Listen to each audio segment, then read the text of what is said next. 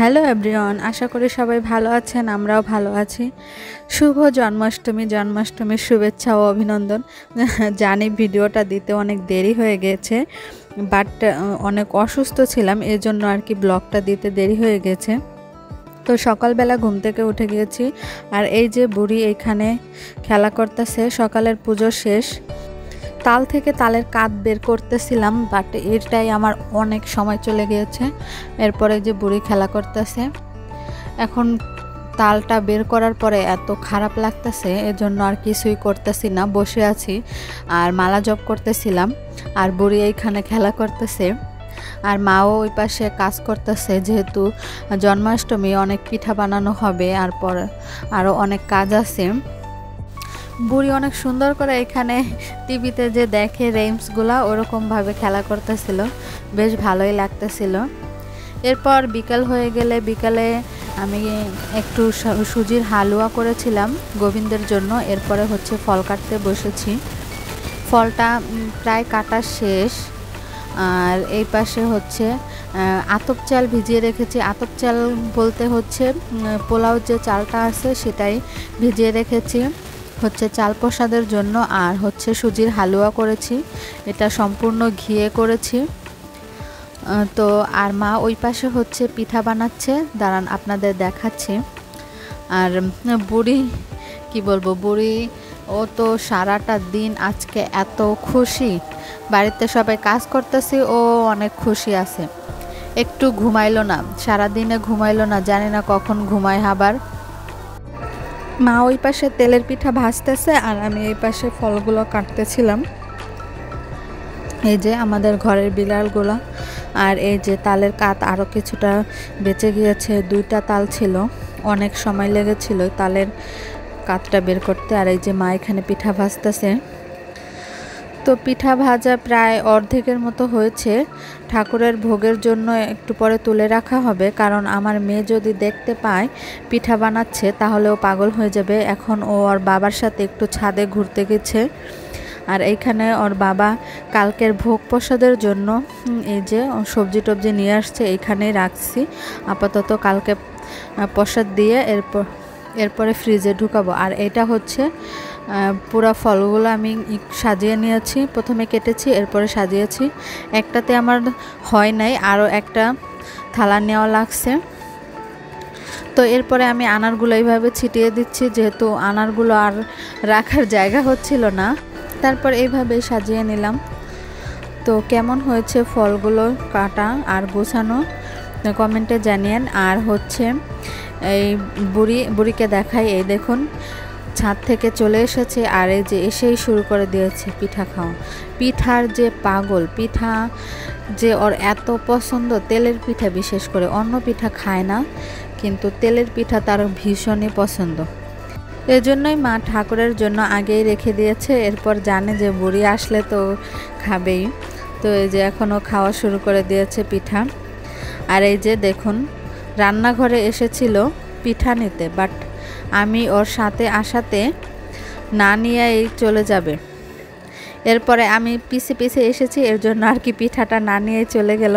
But একটু পরেই আমি একটু দূরে যেতে না যেতেই এসে দেখি আবার পিঠা নিতেছে। দেখুন এত পিঠার পাগল, সারাটা দিন আর কিছুই খাইব না আজকে, সারাটা দিন আজকে পিঠাই খাইব। এরপর আমরা সন্ধ্যাবেলার সন্ধ্যা পূজা দেওয়ার পরপরই গোপালকে অভিষেক করিয়ে দেই, যেহেতু বাসায় বাচ্চা আছে। এরপর হচ্ছে এই জন্য আর কি তাড়াতাড়ি করিয়ে দিলাম, 9টার ভিতরে যাতে শেষ করতে পারি। বাট মধ্যরাত্রে করা ভালো, বাট আমার শরীরটাও বেশি ভালো না, এরপরে বুড়ি আছে, তো এই জন্য আর কি তাড়াতাড়ি করে নিলাম। তো প্রথমে মা দিয়ে দিচ্ছে, এটা হচ্ছে প্রথমে মা দিচ্ছে হচ্ছে এটা ঘি আর মধু একসাথেই আমাদের এইখানে পাওয়া যায়, তো ওইটাই প্রথমে মাখিয়ে দিল গোপালকে। এরপরে দিয়ে দিল হচ্ছে দুধ, এরপরে হচ্ছে ডাবের জল, তারপরে ফলের রস, এরপরে সবশেষে হচ্ছে জল দিয়ে গোপালকে স্নান করিয়ে দেয়। এইভাবেই আমরা বাসায় মূলত করে থাকি, অনেকে অনেকভাবে করে থাকে, তো আমরা মূলত বাসায় এভাবেই করি। প্রথমে মা দিয়েছে, এরপরে আমি, এরপরে একে একে সবাই দিবে।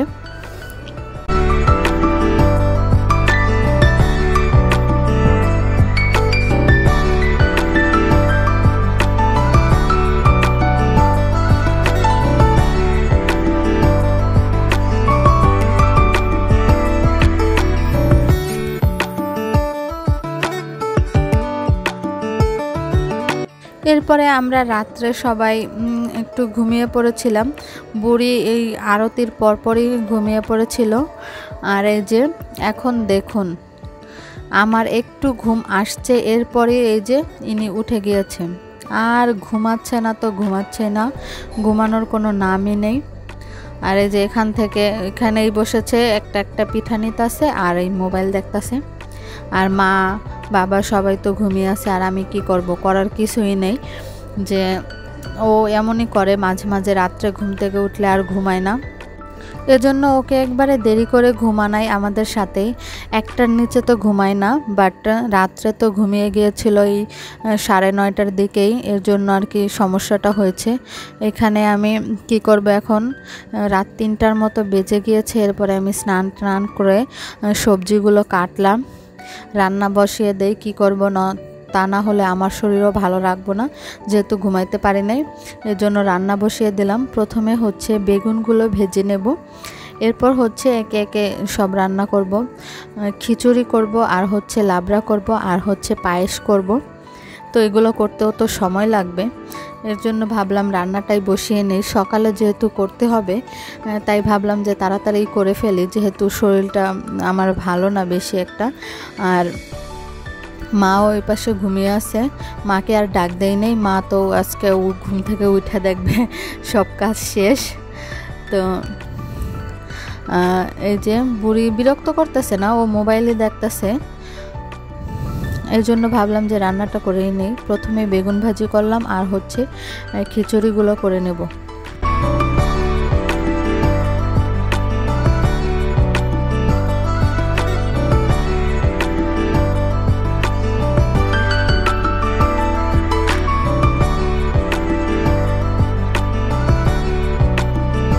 খিচুড়ি আমি 2 হাঁড়িতে করেছি, একটাই আমার ধরে নাই সব, এর জন্য 2 হাঁড়িতে করেছি।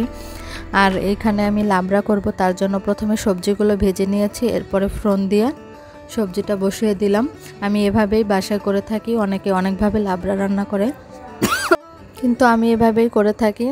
তো এরপরে রান্না করে ভোগ লাগিয়ে এরপরে আবার একটু ঘুমিয়ে নিয়েছিলাম। এরপরে সকাল 10টা বাজে উঠেছিলাম। কি করব, যেহেতু রাত্রে ঘুমাইতে পারিনি, শরীর এত খারাপ লাগতেছিল যে আর কাজ করতেছিল না। এরপরে মা উঠেছে, মা উঠে বাকি আমি এখানে ভোগটা লাগিয়ে দিয়েছি। এই যে আমি ফুল আনতেও যাই না, যেহেতু এখনও ভোর, এই জন্য আর কি ঘরে বারান্দায় যে কয়টা ফুল ফুটেছে সেই ফুল দিয়ে দিয়েছে। আর এই যে এখন আমি একটু প্রসাদ নিয়ে এরপর হচ্ছে ঘুমিয়ে পড়ব, আর বুড়িকেও ঘুম পাড়িয়ে দেব। আর এই যে সকাল হয়ে গিয়েছে, সকাল বলতে এখন বেলা 10:30 11টার মতো বেজে গিয়েছে। এখন ওই যে বাড়ির আশেপাশে যারা আছে তাদেরকে প্রসাদ দিয়ে এরপর আবার একটু প্রসাদ নেব, কারণ তখন অল্প একটু খেয়েছিলাম, যেহেতু অনেক খারাপ লাগতেছিল। এখন সবাইকে প্রসাদ দিয়ে আসব। আর বুড়ি তো এখনও ঘুমাচ্ছে। আজকে যে কি হলো, ঠিকমতো ওর জন্য ঘুমও হলো না, খাওয়াও হলো না, শরীরটা অনেক খারাপ লাগতেছে। এখন একটু প্রসাদ খেয়ে নেব আমি নিজেও। আর বুড়ি ঘুম থেকে উঠে গিয়েছে, বুড়িকেও একটু পরে সব কিছু গুছিয়ে ওকেও খাওয়াতে হবে, তো আমি তাড়াতাড়ি করে খেয়ে নেব। তো আজকের ভিডিওটা কেমন লেগেছে কমেন্টে জানিয়েন। আর হচ্ছে আমরা বাড়িতে এভাবেই জন্মাষ্টমী করে থাকি, অনেকে অনেকভাবে করে থাকতে পারেন, বাট আমরা এভাবেই করি। আগে মন্দিরে যাওয়া হতো বাসায় অভিষেক করে, বাট এখন বুড়ি আসার পর আর যাওয়া হয় না, কারণ বাচ্চা নিয়ে রাত্রেবেলা মন্দিরে যাওয়া একটু কষ্টকর, এর জন্য আর কি যেতে পারি না। বুড়ি যখন বড় হয়ে যাবে তখন আবার বুড়িকে নিয়ে আমরা সবাই যাব। তো আজকের ভিডিওটা এখানেই শেষ করতেছি। তো আপনারা ভালো থাকবেন, সুস্থ থাকবেন, আর আমাদের জন্য আশীর্বাদ করবেন, আমরাও যেন ভালো থাকি। বাই।